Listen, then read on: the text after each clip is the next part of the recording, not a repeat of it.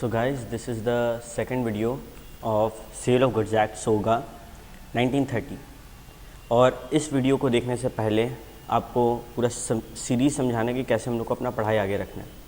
सबसे पहले वीडियो 1 देखना है, उसके हिस्से का रिवीजन करना है, फिर वीडियो 2 देखना है, उसके हिस्से का रिवीजन करना है और फिर जितना हो सके उतना क्वेश्चंस प्रैक्टिस करना है। तो ये तरीका होगा हम लोग के रिवीजन का। तो अगर फर्स्ट वीडियो नहीं देखा है तो उसे जाके पहले देख लो। अपार्ट फ्रॉम दैट, इस वीडियो को करने के बाद और क्वेश्चन एंड आंसर्स करने के बाद we'll be easily able to handle around 10 to 15 marks in our examination of law. So 10 से 15 मार्क्स सिर्फ 2 से 3 घंटे में स्कोर करना बड़ा आसान है। सबसे पहले हम लोग इस वीडियो के रिवीजन में सीखने वाले हैं आज ट्रांसफ़र ऑफ ओनरशिप। अब सोगा के चैप्टर में सब कुछ डिपेंड करता है कि ओनरशिप कब ट्रांसफ़र हो रहा है। Passing of property in goods, property in goods का ही दूसरा नाम क्या है? ओनरशिप। तो जैसे ही ओनरशिप पास होगा उसके जितना भी रिलेटेड रिस्क है और रिवॉर्ड है वो भी पास हो जाएगा। तो सबसे पहले हम लोग सीखते हैं कि ओनरशिप कैसे ट्रांसफ़र होता है। 3 स्टेज है। पहला प्रॉपर्टी पास होगा यानी कि ओनरशिप पास होगा, दूसरा डिलीवरी होगा यानी कि ये समझ में आ गया कि डिलीवरी ही ये नहीं दिखलाता कि ओनरशिप पास हो गया है, ठीक है, डिलीवरी ही ये प्रूफ नहीं है कि ओनरशिप पास हो गया है। और तीसरा रिस्क भी पास होना ज़रूरी है। तो डिलीवरी, ओनरशिप और रिस्क जब तीनों ट्रांसफ़र हो जाए तब माना जाता है कि प्रॉपर ट्रांसफ़र ऑफ ओनरशिप हुआ है। तो तीनों चीज़ का होना ज़रूरी है। किसका किसका? Passing of property, delivery of goods and passing of risk. Apart from that, passing of property, ये शब्द जो बार बार सुन रहे हैं इसका मेन मतलब क्या है? अगर प्रॉपर्टी बायर के पास जा चुका है तो उससे रिलेटेड रिस्क जो है वो भी बायर के पास चल जाना चाहिए। जब रिस्क चल जाए बायर के पास सामान के साथ तो बोलते हैं property in goods have passed. I repeat, जब रिस्क पास हो जाए बायर को तब बोला जाता है कि property in goods have been passed. अब किस तरीके से जो प्रॉपर्टी इन गुड्स है, जो ओनरशिप है, वो पास होता है? सबसे पहले हम लोग को क्या करना है? गुड्स को आइडेंटिफाई करना है कि मानो हमको एक बहुत सारे एरिया पे आलू पड़ा है और वहाँ से आलू अलग करके अनअसर्टेन गुड्स से, बहुत सारे आलू से गुड्स को असर्टेन करके असर्टेन गुड्स बनाकर बेचना है। तब किस तरीके से ओनरशिप पास होता है? तो अगर गुड्स अनअसर्टेन्ड है और हम लोग असर्टेन कर रहे हैं उसको ताकि ओनरशिप पास हो जाए, अगर गुड्स अनअसर्टेन्ड है तो उसको असर्टेन करना पहले ज़रूरी है ताकि ओनरशिप पास हो जाए। और प्रॉपर्टी इन गुड्स कब ट्रांसफ़र माना जाएगा ये डिपेंड करता है हमारे इरादे पे, इंटेंशन पे। जब हमारा इंटेंशन होगा उसको ट्रांसफ़र करने का तब वो ट्रांसफर्ड माना जाएगा। एक छोटा सा एग्जांपल और ये पूरा कॉन्सेप्ट क्लियर। आलू 2 किलो अलग करना था, बहुत सारा आलू रखा हुआ, उसमें से 2 kg अलग करके हम लोग रख दिए, अनअसर्टेन से असर्टेन कर दिए और यहाँ पे सेलर का इंटेंशन है कि भाई सामान ले जाओ, पैसा दे दो, ओनरशिप पास हो चुका है। या फिर बहुत सारा आलू था और सेलर अलग नहीं कर रहा, बायर खुद अलग किया, वजन किया और रख दिया और अब पैसा आगे कर रहा है, तो यहाँ पे इंटेंशन है कि ओनरशिप पास होने वाला है। और अगर बात करें गुड स्पेसिफिक और असर्टेन्ड है तो यहाँ पे क्या था? बहुत सारा गुड अनअसर्टेन्ड है, उससे अलग किया गया।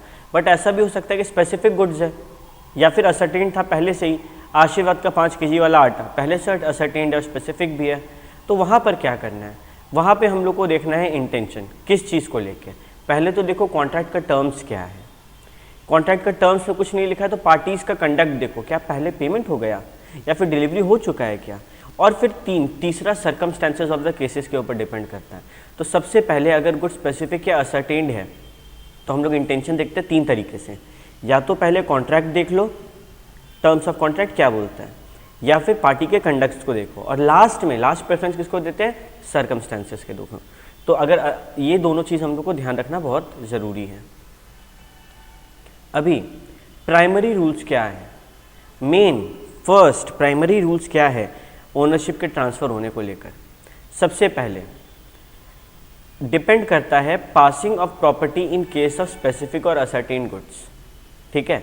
हम लोग अगर असर्टेन या स्पेसिफिक गुड्स के बारे में बात करें, अभी सीखे हैं कंडक्ट ऑफ पार्टीज देखो, नहीं तो सर्कमस्टेंसेस ऑफ केसेस देखो। सबसे पहला क्या था? टर्म्स ऑफ कॉन्ट्रैक्ट, वो तो कॉमन है। अगर हमको टाइम जानना है किस टाइम पे ट्रांसफ़र हुआ है तो हम उस क्वेश्चन में पूछेंगे इंटेंट कब किया, इंटेंशन कब है, तो घूम फिर के सब वही बात पे आ रहा है। तो प्राइमरी रूल्स तो क्लियर है। अभी अलग अलग स्टेजेस के बारे में सीखते हैं। सबसे पहले आईफोन 13 प्रो मैक्स दे दो, वो पर्पल वाला स्पेसिफिक गुड्स है, और भाई क्या करना है, उसको निकालना है और दे देना है। तो यहाँ पे specific goods are in deliverable state. जब स्पेसिफिक गुड्स डिलीवरेबल स्टेट में हो तब जैसे कॉन्ट्रैक्ट बना, आई रिपीट, जब स्पेसिफिक गुड्स डिलीवरेबल स्टेट में हो तब, ये एग्जाम पर्पस के लिए, जैसे कॉन्ट्रैक्ट बना वैसे ही ओनरशिप ट्रांसफ़र माना जाएगा। पेमेंट हुआ नहीं पता, डिलीवरी हुआ नहीं पता, लेकिन कुछ स्पेसिफिक था, डिलीवरेबल स्टेट में था, दुकानदार निकाल के सामने रख दिया और हम भी ओके बोल दिए। पेमेंट नहीं हुआ, डिलीवरी नहीं हुआ, लेकिन ओनरशिप ट्रांसफर्ड माना जाएगा। ओके, नेक्स्ट इसका एक और एग्जांपल बता सकते हैं कि जैसे बुक में भी दिया हुआ है कि अगर वॉशिंग मशीन को हम बोल दिए कि भाई घर पे डिलीवर कर देना, और ये बोल के दुकान से निकल गए, ओनरशिप ट्रांसफर्ड है, घर पे वॉशिंग मशीन डिलीवर कब हो रहा है, पेमेंट कब हो रहा है, ये डेट्स कॉन्ट्रैक्ट के बनने पर इफेक्ट नहीं करते हैं। ठीक है, ओनरशिप उसी टाइम ट्रांसफ़र हो जाता है जब हम ऑर्डर दिए हैं उसको मेरे घर पे पहुंचाने के लिए, डिलीवर करने के लिए।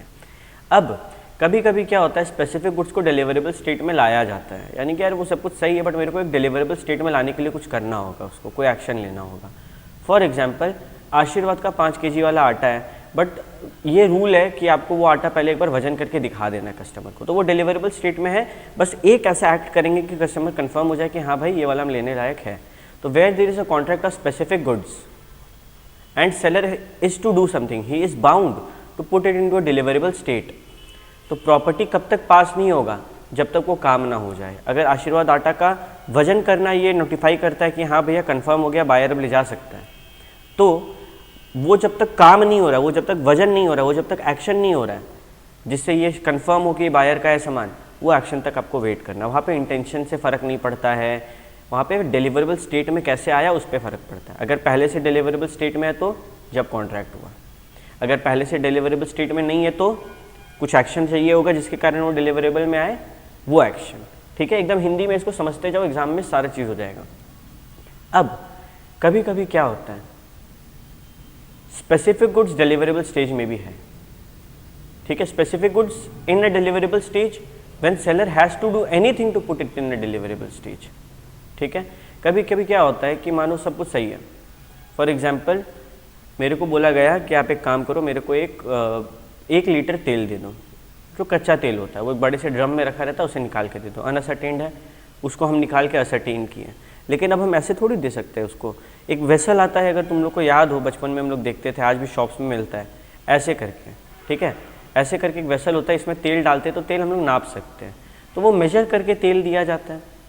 तो यहाँ पे सिर्फ putting in a deliverable stage नहीं है, यहाँ पे you have to do something कि वो एक असर्टेन कर पाए हम उसका प्राइस, हमको पता चल पाए कि जो मेरा कॉन्ट्रैक्ट हो रहा है वो सही है कि नहीं।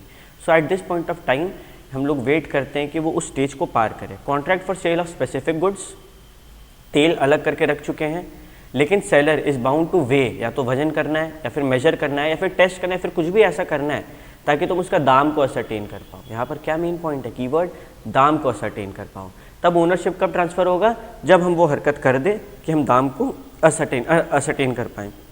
फॉर एग्जाम्पल पनीर है, तुम एक पनीर के बड़े से ब्लॉक को देखें, वो डिलीवरेबल स्टेज में, तुमको वही वाला पनीर का ब्लॉक चाहिए, लेकिन तुम क्या बोलोगे कि भैया इस पनीर को वेट करके दे दो।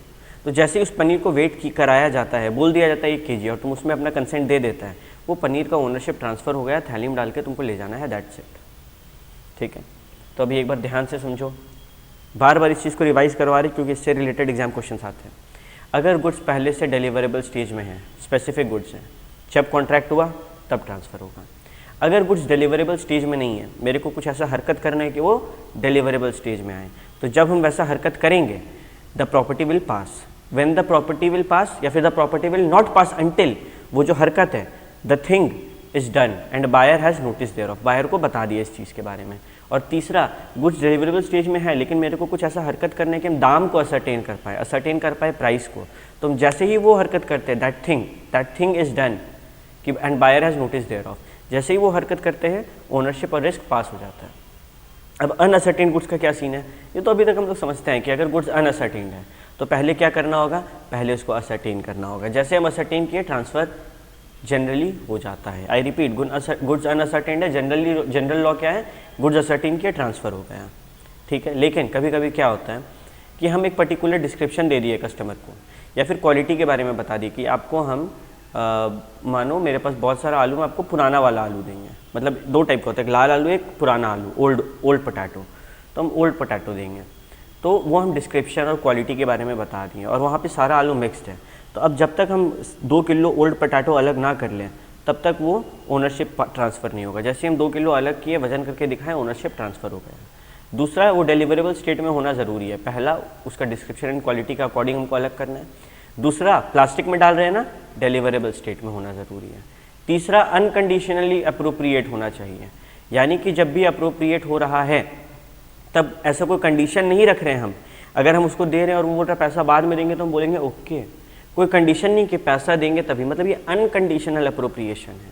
यहाँ पे क्या है, कोई कंडीशन नहीं है, ओनरशिप ट्रांसफ़र होने के लिए कोई कंडीशन नहीं है। जनरल दुनिया में तो कंडीशन होता है, पैसा दो तभी जाना, लेकिन जानता है ऑलरेडी, तो वहाँ पे कोई कंडीशन नहीं है। अनकंडीशनल अप्रोप्रिएशन होना ज़रूरी है, यानी कि सेलर के पास राइट ऑफ डिस्पोजल नहीं होना चाहिए। What is this right of disposal, हम लोग थोड़ी देर में डिटेल में देखेंगे। चौथा, अप्रोप्रिएशन जो है वो सेलर के मंजूरी से होना चाहिए, सेलर और बायर के मंजूरी से होना चाहिए। ये एसेंट हो सकता है एक्सप्रेस्ड हो, यानी कि मानो हम बोले कि भैया एक थैला दीजिए हमको, या फिर अपना वो बटखरा जो जिसमें वेट करना है वो सब बास्केट दीजिए, उसमें हम आलू अलग करके आपको देंगे। तो यहाँ पे सेलर हमको परमिशन दे रहा है ना कि हाँ भाई ले लो, अलग कर लो, हम एक्सप्रेसली बोल कर उनसे मांगे।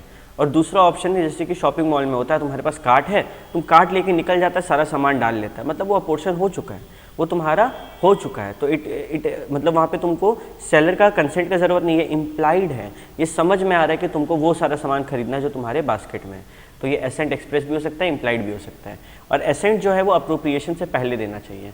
ऐसा ना हो कि तुम अलग कर लिया, उसके बाद एक कंडीशन इम्पोज कर दिया भाई साहब, कौन, सेलर, कि बायर भाई तुम बास्केट लेके आलू अलग तो कर लिया, लेकिन वहाँ से आलू मतलब वो बिका हुआ है। तो वैसा नहीं होना चाहिए। I repeat once again, 6 point है। अनअसर्टेन गुड से पूरा प्रोसेस को समझो।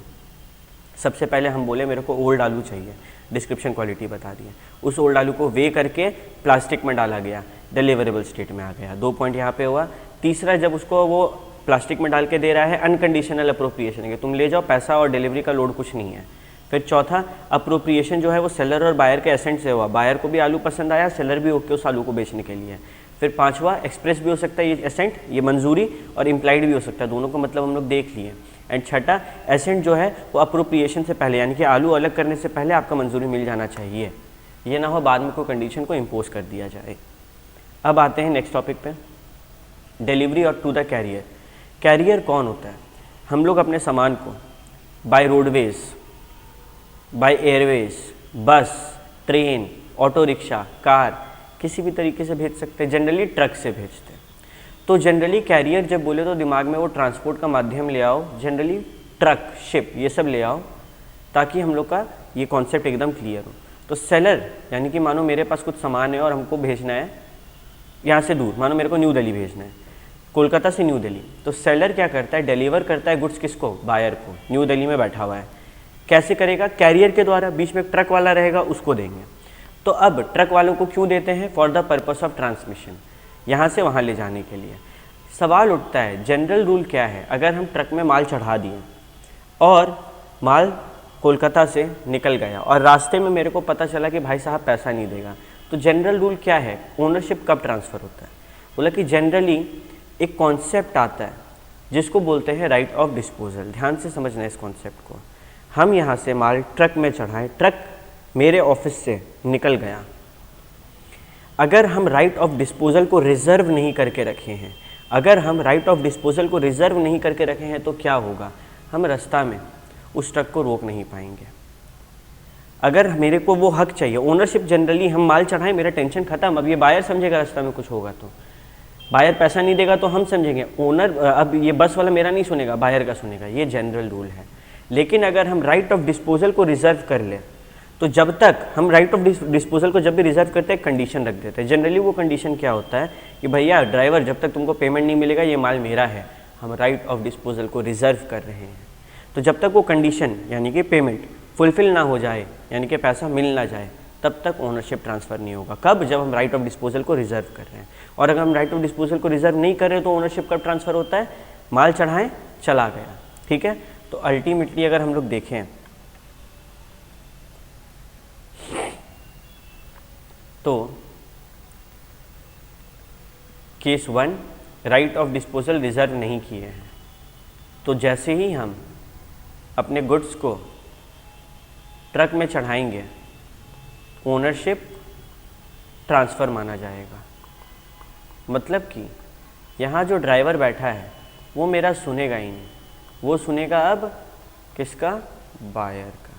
लेकिन लेकिन लेकिन लेकिन अगर हम राइट ऑफ डिस्पोजल को रिज़र्व कर लें, देखो ऊपर रिज़र्व नहीं किए थे, यहाँ पे रिज़र्व कर लिए हैं, तो क्या होगा? तो हम माल को गाड़ी में चढ़ाएंगे, यानी कि ट्रक में चढ़ाएंगे गुड्स को, और एक कंडीशन रख देंगे। क्या रख देंगे? वेट अ सेकेंड, इसको अपन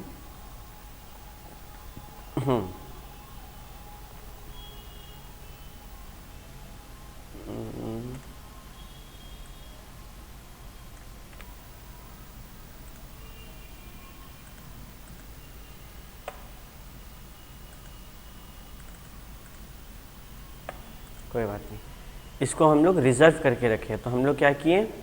गुड्स को चढ़ाए और एक कंडीशन रख दिए। क्या कंडीशन रखे? कि भैया जब तक, क्या कंडीशन? कि जब तक पेमेंट नहीं मिलेगा तब तक ओनरशिप ट्रांसफ़र नहीं होगा। तो अब क्या होगा? अब यहाँ पे भाई बायर जब तक पेमेंट नहीं देगा तब तक ड्राइवर किसका सुनेगा? मेरा सुनेगा। तो ये दोनों अंतर को ध्यान रखना बहुत ज़रूरी है कि ओनरशिप कब ट्रांसफ़र हो रहा है। राइट ऑफ डिस्पोजल एकदम क्लियर हो गया। अब आते हैं वापस इस टॉपिक पे कि जनरल रूल क्या है? सेलर माल चढ़ाया for the purpose of transmission, goods carrier को दिया, ड्राइवर को दिया, और राइट ऑफ डिस्पोजल को रिजर्व नहीं रखा है। गुड्स मान लिया जाता है कि अप्रोप्रिएटेड है और अब उसको डिलीवर हो चुका है। लेकिन अगर वो राइट ऑफ डिस्पोजल को अपने पास रख लेगा, तब जब तक वो कंडीशन फुलफिल नहीं होगा तब तक ओनरशिप ट्रांसफ़र नहीं होगा। इस एक लौता कॉन्सेप्ट पे क्वेश्चंस बनता है और आता है, तो ध्यान रखना ये पूरे लैंग्वेज को, राइट ऑफ डिस्पोजल वाले, reserve the right of disposal को। अब कभी कभी गुड्स को अप्रूवल या सेल्स और रिटर्न बेसिस पे भेजा जाता है। यहाँ पे हम लोग सामान बायर को दे दिए, बोले कि देख भाई तुमको हम एक पर्टिकुलर पीरियड ऑफ टाइम दे रहे हैं, तुम उस पीरियड ऑफ टाइम में चेक कर, रखना है तो अप्रूव करके रख और पैसा भेज दे, नहीं तो मेरा सामान वापस भेज दे। इसको बोलते हैं सेंट ऑन अप्रूवल और सेल और रिटर्न बेसिस। तो जब वो अपना अप्रूवल बता दे, वो फ़ोन करके बोले कि आपका माल हमको पसंद आ गया, हम पेमेंट कर रहे हैं, अप्रूवल बता दिया, पेमेंट किया कि नहीं फ़र्क नहीं पड़ता, अप्रूवल दे दिया, तो जब वो अप्रूवल या एक्सेप्टेंस मिले तब ओनरशिप और रिस्क पास होता है। या फिर वो ये फ़ोन करके नहीं बोला कि सामान मेरे पास छोड़ दो, लेकिन महीना 2 महीना पार हो गया, रीजनेबल टाइम पार हो गया, और फिर भी वो माल अपने पास रख रहा है, तो उस टाइम पे हम मानेंगे कि बायर ओनरशिप ट्रांसफ़र हो गया, अब वो मेरा बायर बन चुका है। और तीसरा, ना फ़ोन किया, अभी एक ही हफ्ता पार हुआ था, लेकिन उसी दौरान फॉर एग्जांपल हम एक गाड़ी बेचे थे उसको, और हम वो गाड़ी देख रहे कि वो किसी थर्ड पार्टी को बेच दिया या फिर कहीं गिरवी रख दिया, तो ये एक ऐसा एक्ट है, this is some act on the goods के ऊपर जो दिखता है कि भैया ये ज़रूर ख़रीद लिया है तभी ये किसी और को बेच रहा है मेरे अनुमति बिना, तो वहाँ पे भी माना जाता है कि वो एक्सेप्ट कर चुका है। तो तीन तरीका है, वेरी इंपॉर्टेंट। पहला तरीका सेल और रिटर्न बेसिस पे है, वो अप्रूवल दे दिया फ़ोन करके। दूसरा तरीका, वो मेरे को फ़ोन नहीं किया लेकिन बिना कोई नोटिस ऑफ रिजेक्शन दिए वो उसको यूज़ किया जा रहा है, फिर रीजनेबल टाइम पार हो गया। तीसरा, उसका कुछ ऐसा हरकत है, मेरा गाड़ी को मॉडिफाई करा दिया, तो this is something to the goods which is equivalent to acceptance, मेरा अनुमति के बिना गाड़ी मॉडिफाई करा दिया, तो दिस इज समथिंग कि हम मानेंगे रिटर्न सेल हो चुका है। तो एग्जाम में जब भी क्वेश्चन आएगा तीनों पॉइंट को याद रखना है, चाहे क्वेश्चन किसी भी पॉइंट पे आए, तीनों पॉइंट को लिखना है और आराम से हम लोग का आंसर में फुल मार्क्स आ जाएगा। Reservation of right of disposal, इस चीज़ को हम लोग ऑलरेडी सीख चुके हैं, एक बार बुक से देख लेते हैं। कॉन्ट्रैक्ट ऑफ सेल है, स्पेसिफाइड गुड्स है, ठीक है, गुड्स स्पेसिफिक इन नेचर है, मतलब चढ़ाएं ओनरशिप ट्रांसफ़र हो सकता है। लेकिन सेलर क्या किया, सेलर रिजर्व कर लिया राइट ऑफ डिस्पोजल को और एक कंडीशन डाल दिया। सेलर क्या किया, रिजर्व कर लिया राइट ऑफ डिस्पोजल को और एक कंडीशन डाल दिया। पूरी डेफिनेशन याद करा रहे हैं। राइट ऑफ डिस्पोजल में क्या करता है, सेलर क्या करता है, रिजर्व कर लेता है राइट ऑफ डिस्पोजल को एक कंडीशन डाल के, और जब तक वो कंडीशन फुलफिल नहीं होगा तब तक ओनरशिप ट्रांसफ़र नहीं होगा। सेलर में by the term of contract और appropriation reserve the right of disposal until certain conditions are fulfilled. और इस तरीके से ये कॉन्सेप्ट पूरा हम लोग को याद हो जाएगा। अभी जनरली क्या होता है, जनरली अभी तक क्या सीखे कि भैया रिस्क पहली नज़र में, प्राइमा फेसी मतलब पहली नज़र में, तो पहली नज़र में तो तुम यही बोल सकता है कि रिस्क ओनरशिप के साथ ट्रांसफ़र हो गया, रिस्क प्रॉपर्टी के साथ ट्रांसफ़र हो गया, ठीक है। लेकिन कभी कभी गुड्स जो है वो सेलर के साथ रहता है, गुड्स का रिस्क जो है वो सेलर के साथ रहता है। Until the property is transfer to the buyer the goods remain at the seller. जब तक ओनरशिप ट्रांसफ़र नहीं होगा तब तक वो सेलर के रिस्क पे रहेगा, ठीक है। व्हेन द ओनरशिप यानी कि property is transfer to the buyer the goods are at the buyer's risk. Delivery हुआ नहीं हुआ बायर का रिस्क है। एक एग्जांपल को ध्यान से समझो। अभी मेरे पास अनअसर्टेन गुड्स है आलू, हम उसको अलग किए, वेट किए, थैली में डाले, असर्टेन्ड हो गया, and now what, now the ownership is already transfer to the buyer, buyer इसका ओनर हो गया। हम इसको वहाँ पे रख दिए, बायर ले ना ले, पेमेंट दे ना दे, गलती से आलू उसके ही हाथ से या फिर किसी भी थर्ड पार्टी के हाथ से गिर के नली में चल गया, कौन भुगतान भरेगा, किसका रिस्क है? बायर का रिस्क है। क्यों? गुड्स आर अप्रोप्रिएटेड, गुड्स अलग हो चुका है और बायर को थमा दिया गया है, ठीक है। So you have to make this distinction कि ओनरशिप कब ट्रांसफ़र हो रहा है। ओनरशिप अगर हम लोग सीख लिए कब कब ट्रांसफ़र होता है, ऊपर में 3-4 तरीका। अब जैसे ही बायर के रिस्क पे गया, जो भी नुकसान है वो बायर झेलेगा। अगर डिलीवरी डिले हुआ, अगर डिलीवरी डिले हुआ, फॉर एग्जांपल मेरे से सामान मंगाया गया था आज शाम तक और मेरे कारण, सेलर के कारण वो डिलीवरी देर से हुआ, या फिर हम शाम में लेकर गए, बायर घर पे नहीं था और मेरे को दूसरे दिन सामान फिर से लाना पड़ रहा है, तो जिसका भी फॉल्ट है, द पार्टी इन डिफ़ॉल्ट, उसके रिस्क पे गुड्स रहेगा, यानी कि जिसके कारण डिले हो रहा है। अगर सेलर के कारण डिले हो रहा है तो गुड्स मेरे रिस्क पे है, और बायर के कारण डिले हो रहा है तो गुड्स बायर के रिस्क पे है। एक छोटा सा एग्जांपल, हम गुड्स अलग करके रख दिए, बायर बोला हम 2 मिनट में आ रहे हैं, बायर गया और उस दौरान गुड्स गिर गया, नुकसान हो गया, तो मेरा रिस्क नहीं है, बायर डिलीवरी डिले किया तो बायर का रिस्क है, ओनरशिप ट्रांसफ़र हो चुका था। लेकिन हम क्या बोले कि हम बायर को बोले आप घूम के आइए, और हम सामान अलग करके रख दिए, बायर को पता भी नहीं है, उसी दौरान उस सामान को कुछ हो गया, तो यार वो तो मेरा रिस्क है क्योंकि डिलीवरी हम डिले की है। Duties and liabilities of the seller as bailee of goods for other party will not be affected even when risk is not passed. समझो बात को, इसको एक एग्जाम्पल से। एक एंटीक पेंटिंग है, पुराने ज़माने का पेंटिंग है, वो उसका बोली लग रहा है, ऑक्शन चल रहा है। तो ऑक्शन कब होता है? हम लोग बोलते हैं 1000, मानो किसी चीज़ का दाम हुआ 1000, तो 1001, 1002, 1003, और फिर हाथ में हथौड़ा होता है, हैमर होता है, उसको ड्रॉप करते हैं तो ओनरशिप पास हो जाता है। अभी उस एंटीक पेंटिंग का क्या हुआ, बिक्री हो रहा था। ऑक्शनर जैसे ही 3 बोल के हैमर स्ट्राइक किया, गलती से उस पेंटिंग पे लगा, वो पेंटिंग गिर के टूट गया। सवाल उठता है, नुकसान किसका? बायर का, ऑक्शनियर का, या फिर जो सेलर था उसका? सवाल उठता है क्या ओनरशिप पास हुआ? नहीं, ओनरशिप पास नहीं हुआ था, क्योंकि वो गिरने से पहले ही, मतलब हैमर लगने से पहले ही गिर गया, तो रिस्क सेलर का। लेकिन भैया गलती तो ऑक्शनियर का था, ऑक्शनियर को कौन बैठाया था? सेलर, तो सेलर ऑक्शनियर से समझेगा, बायर कहीं नुकसान में नहीं रहेगा। It is the problem of the seller, the loss will be borne by the seller because the ownership of goods has not yet passed to the buyer। अब आगे आते हैं, transfer of title by non owners. कभी कभी आप owner नहीं हैं और आप सामान को बेच रहे हैं।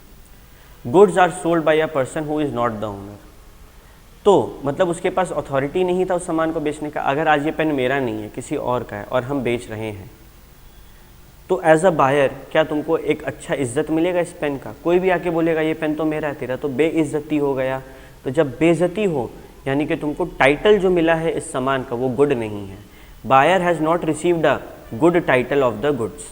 तो जब भी ऐसा हो, हम किसी चीज़ के ओनर नहीं हैं और कोई और बंदा का सामान को हम बेच रहे हैं बिना अथॉरिटी का, बिना परमिशन का, जनरल रूल क्या है कि तुमको गुड टाइटल नहीं मिलेगा। कोई भी बाहर का बंदा आके तुमसे सामान ले जा सकता है, जनरल रूल ये है, ठीक है।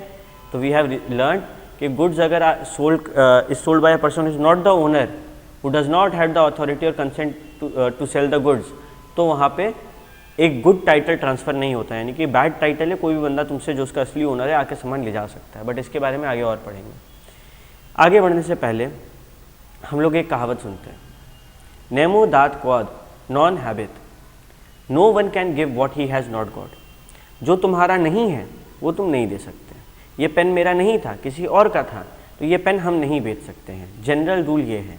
लेकिन इसका एक्सेप्शन भी बहुत सारा है। एक्सेप्शन नंबर 1 है कि अगर आप उस बंदे के एजेंट हैं, यानी कि वो बंदा आपको अपॉइंट किया है कि भाई तुम मेरा सामान बेच दो, तो उसका परमिशन है, तो यहाँ पे तुमको गुड टाइटल मिलेगा। गुड टाइटल कब मिलेगा ये वो बता रहा है।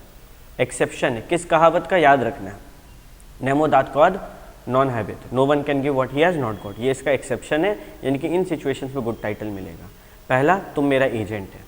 दूसरा, हम लोग जॉइंट ओनर्स है, यानी कि तुम्हारे पास भी इस सामान को बेचने का उतना ही हक है जितना मेरे को है। तो हम लोग दोनों जब सामान बेच रहे हैं, तो अगर हम बेच रहे हैं तो माना जाएगा दोनों बेचें, यानी कि तुमको अच्छा टाइटल मिलेगा। तीसरा, अभी सवाल उठता है, भैया मेरा जो जॉइंट ओनर था वो सब्जेक्शन रेस कर रहा है, मतलब वो ऑब्जेक्शन रेस कर रहा है, वो बोल रहा है कि नहीं ऐसा नहीं हो सकता है। तो भाई जॉइंट ओनर समझेंगे, बायर के पास गुड टाइटल है, मतलब उस सामान को बायर से कोई नहीं ले सकता है। तीसरा, sale by a person in possession under voidable contract. क्या हुआ समझो, मेरे को कोई डरा धमका के अपना एक गाड़ी महंगा बेच के चला गया। अब कॉन्ट्रैक्ट वॉइडेबल है, कोर्ट में अगर हम चाहे तो उस कॉन्ट्रैक्ट को बोलेंगे हाँ ठीक है वैलिड है, और इस सामान को हम आगे अपने यूज़ में ले सकते हैं या फिर किसी और को बेच सकते हैं। तो जब कॉन्ट्रैक्ट वॉइडेबल हो और हम उस सामान को रखना चूज़ करें कि हाँ ये सामान हम रखना चाहते हैं, तब हम वो किसी को भी बेच सकते हैं। और भले ही वो उस पर मेरा असली हक नहीं है, लेकिन बायर को गुड टाइटल मिलेगा। Sale by a person who has already sold a good but continues in possession thereof. अभी एक बहुत बड़ा दिक्कत है, हमारे एग्जाम्पल में एक टीवी शॉप है, सेलर ऑलरेडी एक टीवी किसी बंदे को बेच के रखा था, पीछे से कोई और कस्टमर आया और वो बोल रहा है कि भैया ये टीवी हमको बेच दीजिए। सेलर फिर भी उस कस्टमर को ये टीवी बेच दिया, तो यहाँ गलती सेलर का है, बायर को अच्छा टाइटल मिलेगा। जो ओरिजिनल बायर है वो सेलर से समझेगा क्या करना है। पांचवा, effect of estoppel. Effect of estoppel को समझना एक एग्जाम्पल से काफ़ी आसान होता है कि ये हैं हम अपने शॉप में बैठे हुए और यहाँ पे मेरा एक फ्रेंड आया हुआ था, ये है friend and this is me. एक कस्टमर आता है और ये कस्टमर और ये मेरा जो फ्रेंड था, ये लोग दोनों एक दूसरे को जानता है। माई फ्रेंड सेड आइए आइए हमारे दुकान में आइए।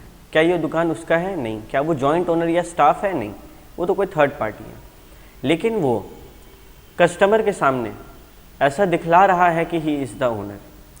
तो अब लॉ बोलता है कि ये सीन हो गया है स्टॉपल का, जिसको हम लोग होल्डिंग आउट भी बोलते हैं। जब ऐसा सीन होता है स्टॉपल या होल्डिंग आउट, तब ये जो नया बंदा है, ये जो हमारा फ्रेंड है, ये भी for the particular customer owner माना जाएगा।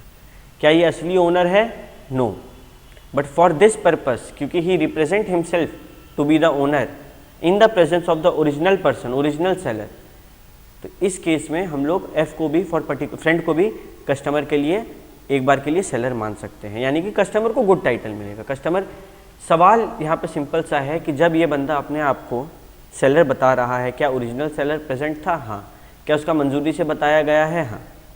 कस्टमर को अच्छा टाइटल मिला। उल्टा होता, सेलर बोलता अरे ये तो इसी का दुकान है, मेरा दोस्त का ही दुकान है, और दोस्त चुप रहता, तब भी कस्टमर को अच्छा टाइटल मिलता। तो ये दो सिचुएशन सिंपल सा याद रखना है, यही है स्टॉप।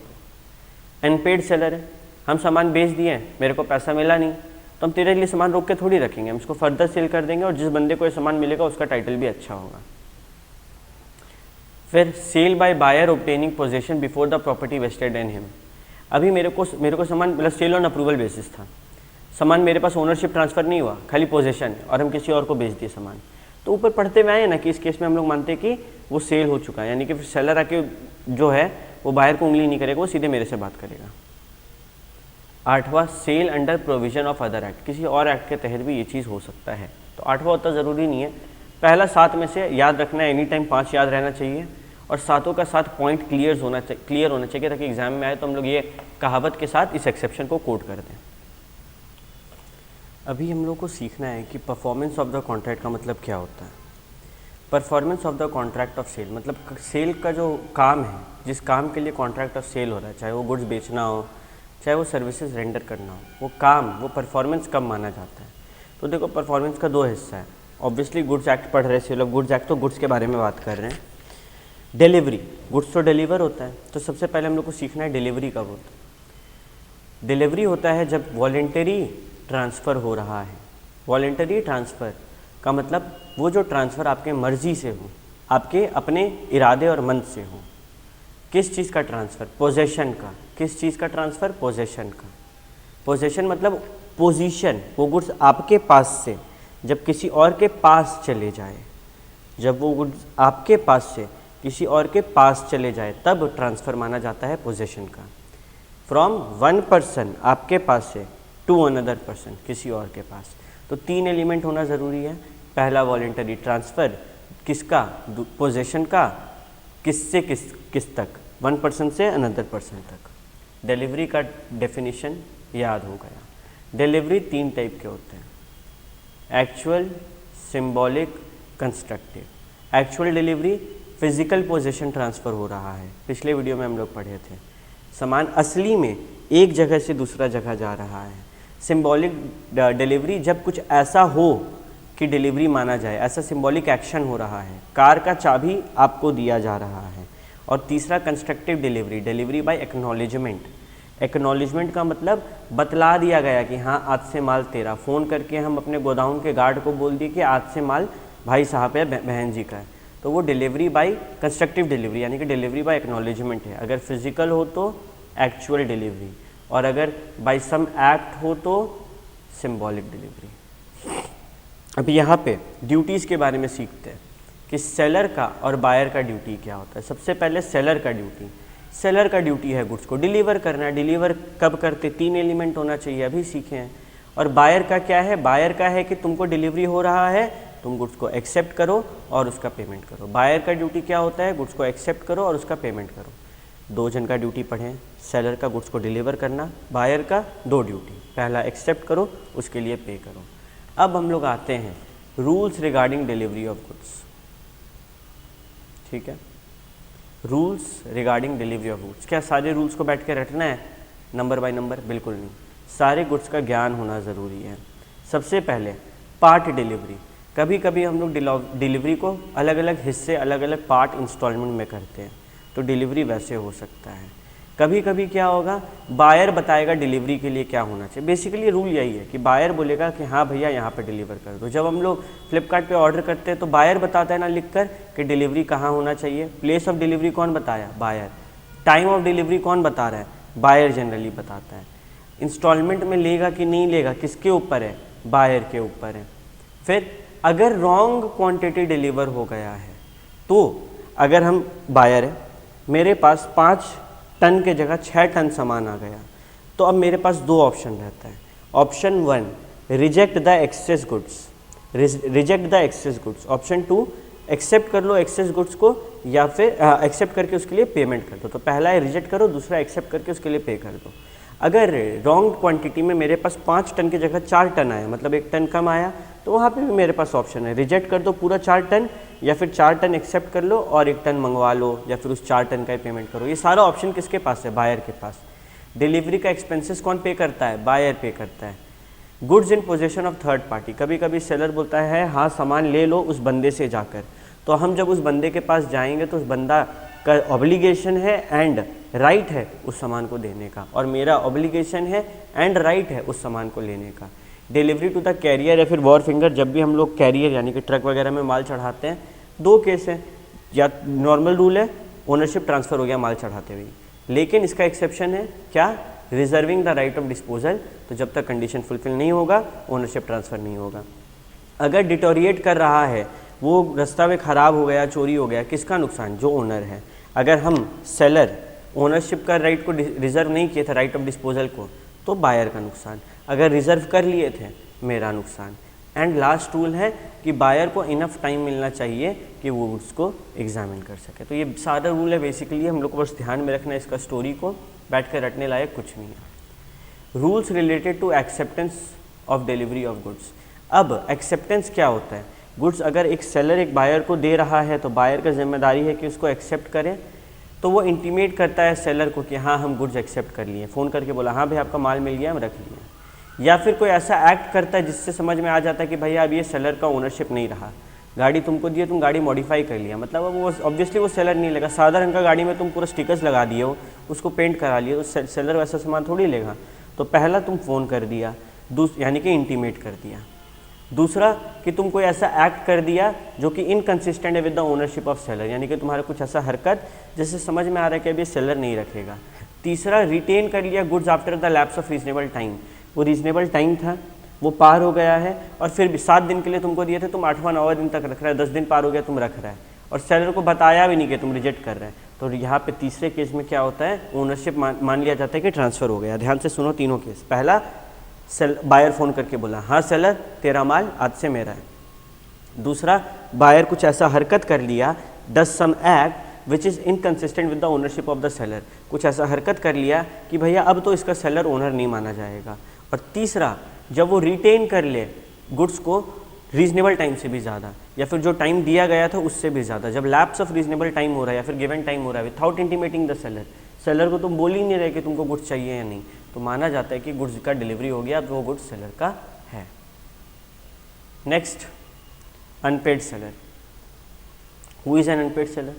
अनपेड सेलर मतलब वो सेलर जिसको सामान तो दे दिया लेकिन पैसा नहीं मिला।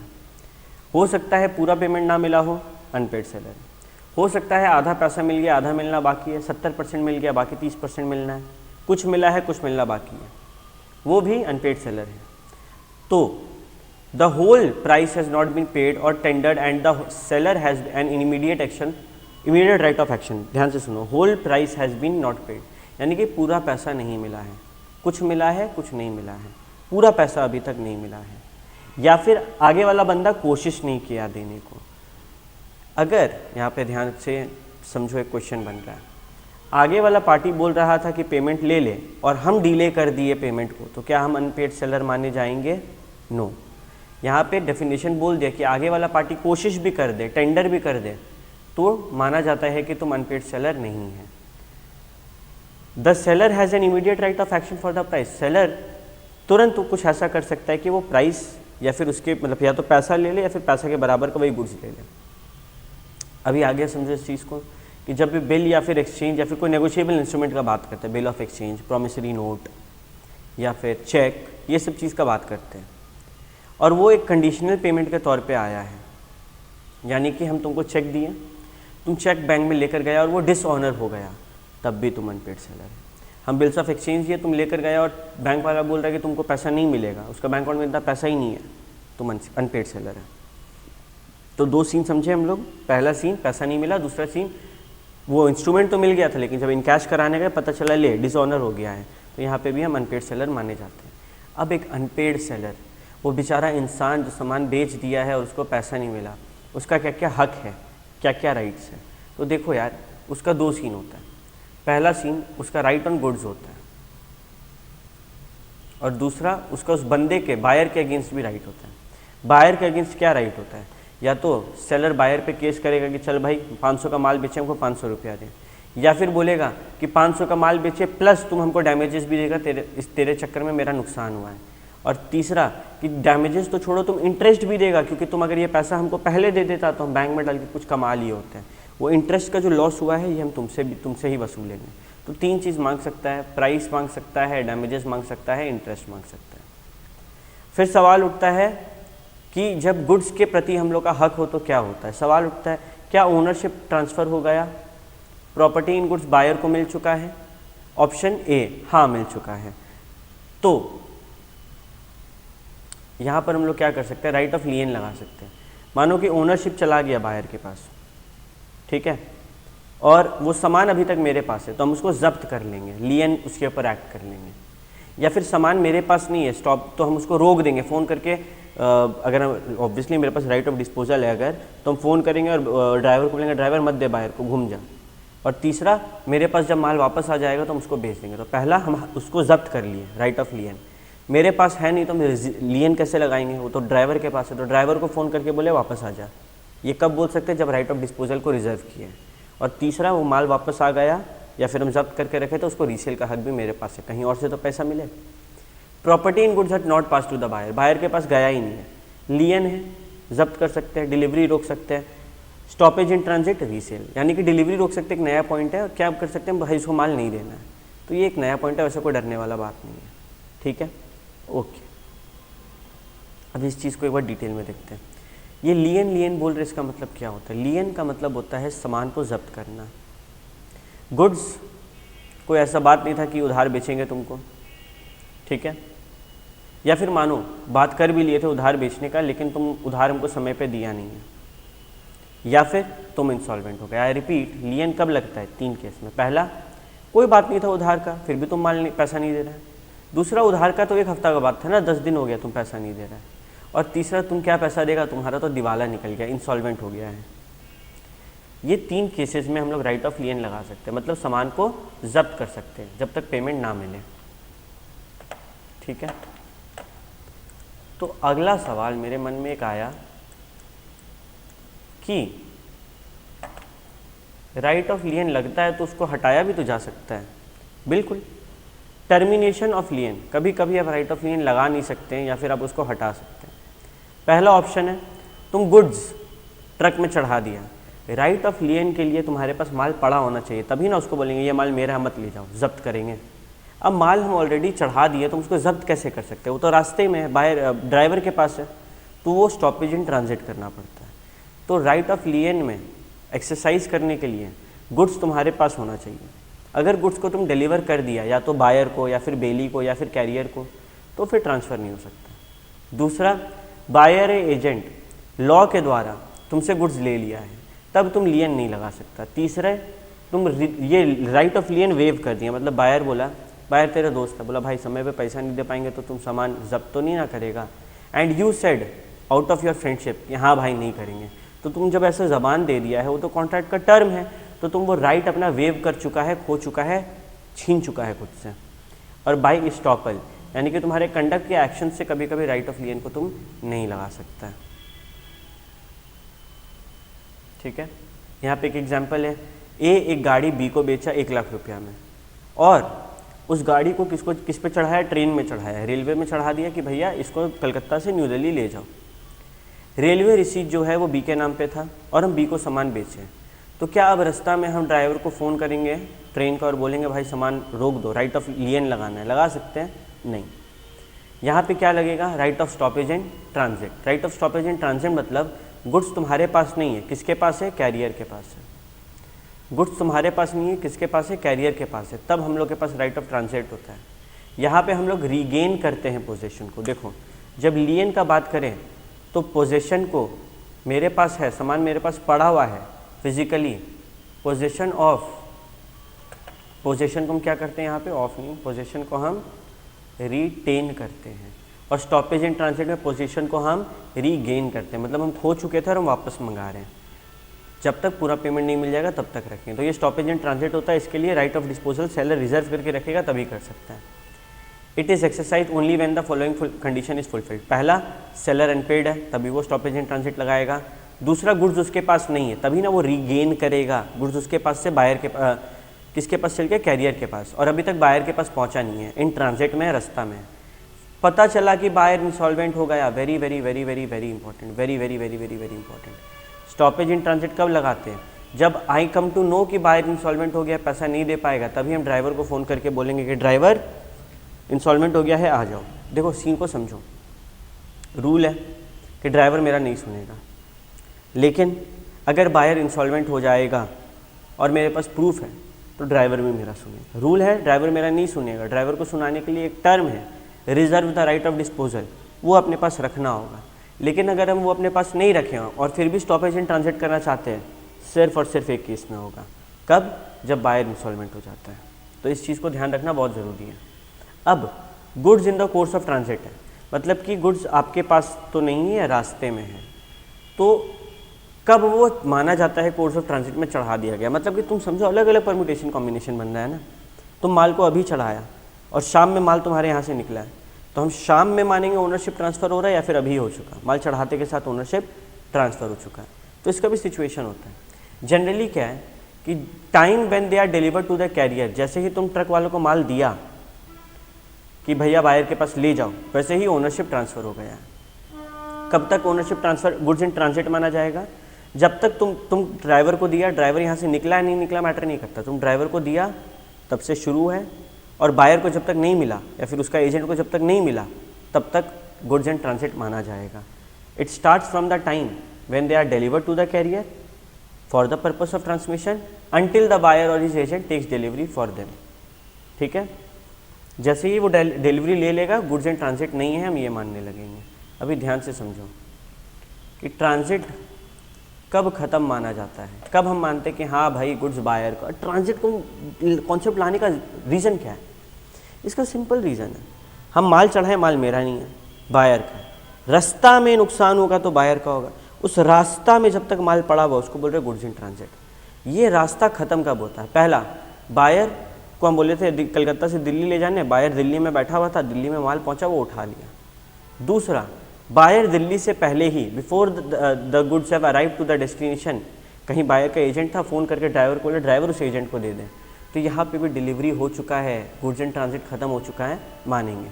तीसरा, कैरियर जो है वो एक्नॉलेज कर रहा है बायर को या फिर उसके एजेंट को। ड्राइवर खुद फ़ोन करके बोल रहा है हाँ बायर तेरा सामान हमको मिल गया, तो वहाँ पे गुड्स इन ट्रांजिट ख़त्म हो गया है, ये माना जाता है। अभी ये काफ़ी इंटरेस्टिंग पॉइंट है कि अगर मानो जो कैरियर है, जो ड्राइवर है, वो जानबूझ के बोल रहा है कि माल डिलीवर नहीं करेंगे, वो रेफ्यूज़ कर रहा है माल को डिलीवर करने से, और वो वहाँ पे सही नहीं है, वो गलत है, रॉन्गफुली मना कर रहा है, तो यहाँ पे भी मेरा जिम्मेदारी नहीं है, गुड्स इन ट्रांजिट ख़त्म हो गया मानेंगे। अब वो बंदा उस पर केस करेगा, वो लोग समझेगा। मानो हम कैरियर को गुड्स डिलीवर किए और वो कैरियर भेजा ही था, मतलब जो ट्रक में माल चढ़ा रहे हैं वो ट्रक ही भाई साहब बायर का है, तो गुड्स इन ट्रांजिट ख़त्म है ये मानते हैं। मानो part delivery of the goods हो चुका है, एक हिस्सा निकल चुका है, तो माना जाता है कि बाकी हिस्सा भी अब ये बायर का हो चुका है, उसका माल ट्रांसमिशन में निकल जाएगा। एंड लास्ट में अगर मानो कोई ऐसा शिप में माल चढ़ा रहे, वही ट्रक वाला एग्जांपल है, शिप में माल चढ़ा रहे और शिप बायर का था, तो ये सारे सिचुएशंस में माना जाता है कि ट्रांसफ़र हो चुका है, ओनरशिप ट्रांसफ़र हो चुका है, गुड्स इन ट्रांजिट खत्म हो चुका है। स्टॉपेज इन ट्रांजिट, यहाँ पे क्या होता है, हम गुड्स का पोजीशन वापस अपने पास मंगा लेते हैं, यानी कि वो गुड्स फिजिकली मेरे पास नहीं था, हम रीगेन कर रहे हैं पोजीशन को। ठीक है, और इस बारे में हम बायर को बोल देते कि अब ये माल तेरे तक नहीं पहुंचेगा, by giving notice to the carrier not to deliver the goods. Carrier को बोल दिया कि डिलीवर गुड्स बायर को मत दो, मेरे पास ले आओ। Very important.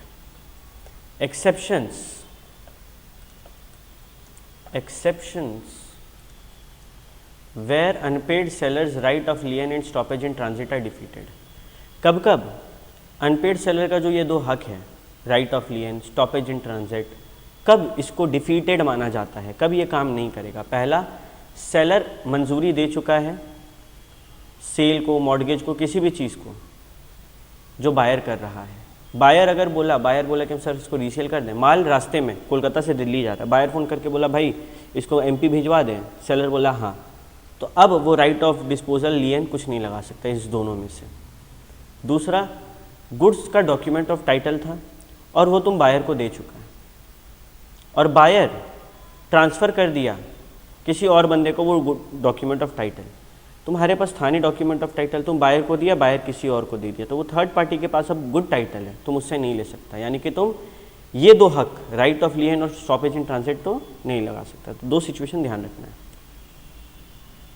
Right of resale मतलब कि गुड्स पेरिशेबल नेचर का है, सड़ जाएगा, और वो बायर को बोला कि देख बायर गुड्स पेरिशेबल नेचर का है, तुम खरीद तो लिया लेकिन अभी तक सामान आके ले जा नहीं रहा है, हम एक अनपेड सेलर है, मेरे को पैसा मिल भी नहीं रहा है, तो अब हम इसको रीसेल कर देंगे। Where an unpaid seller who has exercised his right of lien और stoppage in transit resells the good, उसके पास राइट ऑफ लियन या स्टॉपेज इन ट्रांजिट था और वो गुड्स को रीसेल कर रहा है, तो resale by seller by the seller where right of resale is expressly reserved in a contract of sale, वहाँ पे उसको राइट ऑफ रीसेल को रिजर्व भी करना पड़ता है। प्रॉपर्टी इन गुड्स अगर पास नहीं हुआ है तो कोई लोचा ही नहीं है। तो कुछ नहीं, हम लोगों को सिर्फ इतना याद रखना है, राइट ऑफ रीसेल कब होता है, पेरिशेबल नेचर का गुड्स है, हम रिजर्व कर लिए कि भाई तेरा सामान बिक रहा, सड़ रहा है, मेरा भी नुकसान होगा, तुम पैसा भी नहीं दे रहे, तुम किसी और को बेच रहे हैं। ठीक है, दैट्स इट, सिंपल है। एक अनपेड सेलर का बायर के अगेंस्ट क्या क्या हक होता है, हम लोग पढ़ तो चुके हैं इस चीज़ को। क्या क्या हक होता है, वो पैसा मांग सकता है, सूट फॉर प्राइस, वो डैमेजेस मांग सकता है कि तेरे कारण मेरा नुकसान हुआ, वो इंटरेस्ट मांग सकता है कि तुम पैसा दे देता, बैंक में डालते तो इंटरेस्ट मिलता, वो भी दो। इनफैक्ट वो कॉन्ट्रैक्ट को रेप्यूडिएट भी करा सकता है ड्यू डेट से पहले। ठीक है, अगर अब यहाँ पे बात को समझो, right of unpaid seller against the buyer था, ठीक है, अब है breach of contract by seller, यहाँ पे सेलर कॉन्ट्रैक्ट तोड़ रहा है, सेलर फेल कर गया गुड्स को डिलीवर करने से टाइम में, या फिर जिस मैनर में प्रिस्क्राइब किया गया था, जिस तरीके से बोला गया था, या फिर सेलर रेप्यूडिएट कर रहा है कॉन्ट्रैक्ट, या कैंसिल करने को तैयार है, या फिर सेलर डिलीवर कर रहा है ऐसा गुड्स जो कि नॉन कन्फर्मिंग इन नेचर है, मतलब कि बायर मंगाया था आफूस आम, उसको हम लंगड़ा आम दे दिया, तो it is not in the nature that the buyer has asked for, buyer उसको रिजेक्ट कर देगा इस टाइम पे, एक्सेप्ट नहीं करेगा, रिवोक कर देगा एक्सेप्टेंस। तो ये 3 सिचुएशन में सेलर के कारण कॉन्ट्रैक्ट कैंसिल होता है। पहला, fail to deliver the goods in the manner prescribed और टाइम गिवन, दूसरा रेप्यूडिएट कर दिया कॉन्ट्रैक्ट, और तीसरा नॉन कन्फर्मिंग गुड्स दिया है और बायर उसको रिजेक्ट कर दिया है। अब right of buyer in case of breach of contract by seller, I repeat, right of buyer in case of breach of contract by seller, contract का ब्रीच हुआ है और बायर का राइट ऑफ बायर क्या है उस टाइम पे, seller का गलती है, बायर क्या क्या कर सकता है, बायर बोल सकता है भैया डिलीवरी नहीं हुआ, उसके कारण नुकसान हुआ, पैसा दो, डैमेजेस फॉर नॉन डिलीवरी। दूसरा, जिद पे बैठ सकता है कि हमको तो माल चाहिए, तुम कितना भी लेट करो माल दो, सूट फॉर स्पेसिफिक परफॉर्मेंस। तीसरा, suit for breach of warranty, warranty था कुछ और उसका ब्रीच हो गया, मतलब कि तुम टाइम पे नहीं दिया, ये वारंटी वाला पॉइंट रखा हुआ था तो तुम वहाँ पे भी डैमेजेस मांग सकता है। फिर रेप्यूडिएट कर दिया कॉन्ट्रैक्ट को ड्यू डेट से पहले ही फ़ोन करके बोल दिया सेलर को भाई तुम अभी तक माल भेजा नहीं है, छोड़ दो, मत भेजना। और लास्ट में तुम भी बोल सकता है कि तेरे कारण मेरा ये माल कहीं जाता और वहाँ से पैसा आता, उस पर हम इंटरेस्ट कमाते, चल वो पैसा दे, तो सूट फॉर इंटरेस्ट भी कर सकता है। ठीक है, तो 5 चीज़ का हक राइट ऑफ बायर भी होता है, ध्यान रखना। ऑक्शन क्या सिंपल है, ऑक्शन में प्रॉपर्टी बिकता है इनवाइटिंग बिड्स करके, बिड्स यानी कि बोली मांगकर। पब्लिकली हम लोग को बोलते हैं भाई बोली लगाओ, जो हाईएस्ट बोली होता है उसको हम बेच देते हैं, हाईएस्ट बिडर को। ओनरशिप कब ट्रांसफ़र होगा, जैसे ही हथौड़ा लगेगा तीसरा बोली पे, तब at the strike of hammer. क्या रूल है, स्ट्राइक ऑफ हैमर पे अपना ओनरशिप ट्रांसफ़र होता है। Where goods are sold in lots, अगर लॉट्स में बिक रहा है तो कॉन्ट्रैक्ट ऑफ सेल कब माना जाएगा, जब राइट टू बिड में भी कॉन्ट्रैक्ट ऑफ सेल कब माना जाएगा, लॉट्स में बिक रहा है, एक सामान बेचे फिर दूसरा सामान का बोली लग रहा है। दूसरा, राइट टू बिड में भी रिजर्व, कुछ लोग अपना राइट टू बिड को रिजर्व कर सकते हैं कि सर हम आएंगे बिड लगाने के लिए। तीसरा, where the sale is not notified by the seller, क्या क्या होता है कभी कभी, देखो इस चीज़ को समझना बहुत ज़्यादा ज़रूरी है, प्रिटेंडेड बिडिंग, इस टर्म को पहले समझो। कभी कभी बायर सेलर क्या करता है, अपना ही बंदा को वहाँ पे बैठा देता है और बोलता है कि तुम ना 2 रुपया ज़्यादा ही बोली लगाना, लेकिन बोली लगाना ताकि मेरा सामान का रेट बढ़ते रहे। ठीक है, तुमको हाईएस्ट भी नहीं लगाना, लेकिन कोशिश करना है कि झूठ मूठ का बिडिंग करो, झूठ मूठ का बोली लगाओ, प्रिटेंड करो बिड कर रहा है और सामान का दाम बढ़ाते जाओ। तो इस केस में एक लॉ है, लॉ क्या बोलता है, लॉ बोलता है कि सेलर तुम अगर अपना बंदा बैठा रहा है, फिर अपना कोई जान पहचान का परिवार वाला बंधु को बैठाया हुआ है, तो तुम नोटिफाई कर दो बाकी बायर्स को नोटिफाई कर दो कि भैया ये जो बंदा है ये मेरे बिहाफ में बिडिंग लगा रहा है, मेरा रिश्तेदार है। ठीक है, नहीं तो वो प्रिटेंडेड बिडिंग माना जाएगा और कॉन्ट्रैक्ट वॉइडेबल हो जाएगा at the option of the buyer. और रिजर्व प्राइस होता है एक बेस प्राइस जिससे बिडिंग स्टार्ट होता है। दैट्स इट, हम लोग का सोगा का 13 to 14 मार्क्स अपने जेब में हम लोग कर चुके हैं। तो इसी के साथ वीडियो कंप्लीट होता है, मिलते हैं नेक्स्ट वीडियो, तब तक के लिए सबको टाटा बाय बाय।